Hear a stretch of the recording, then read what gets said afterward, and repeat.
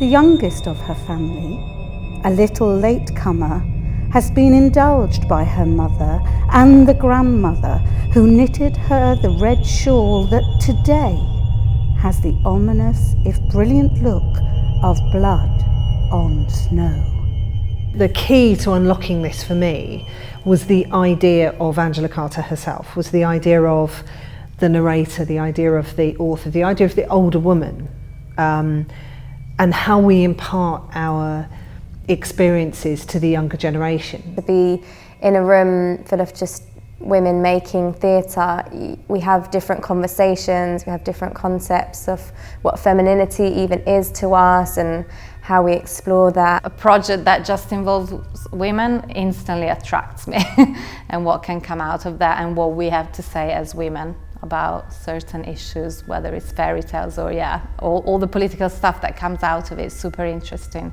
You know, I was brought up with Disney and all these very pretty and prim ladies in the big dresses and that's all they are. To hear more about the real women and the power of the woman and the darker side of a woman's mind as well as a man's, and I think that really excites me. She really truly does give the voice back to women, because in the narrative sort of oral tradition of folk tales, she writes The Bloody Chamber from a retrospective narrative of the heroine herself and plays with the gender expectations, so that in the original Bluebeard it's the brothers who save their sister and she makes it the mother. Brilliantly crafted when you go back and reread them on a much deeper level. Yeah, so I've really enjoyed it for that. The most surprising thing about coming back to Angela Carter's work is how sexy it is.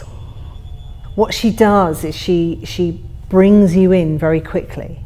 So within the first couple of lines of the first story, which is The Bloody Chamber, she really kind of sets the world. She sets the idea of the version of Bluebeard. She sets the idea of this man who is older, who is enigmatic, and this young woman, and you think you know where it's going to go, and then it goes somewhere else entirely. I read a lot of Angela Carter when I was young, and I think the imagery within the stories and her writing is really powerful and interesting and very visual. We want fantasy and escapism. I think the world is a very unstable, weird, odd place. So why not take audiences somewhere even weirder?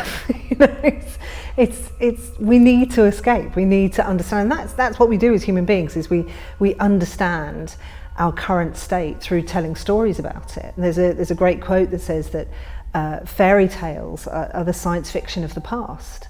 And there's that element of fairy tales being that great last vehicle for fantasy that hasn't really been mined. You know, we've gone through various sort of resurgences and renaissances of science fiction or of fantasy, you know, sort of Hobbits and Game of Thrones, but we haven't come back to the fairy tales in quite the same way. So there's something about reclaiming those.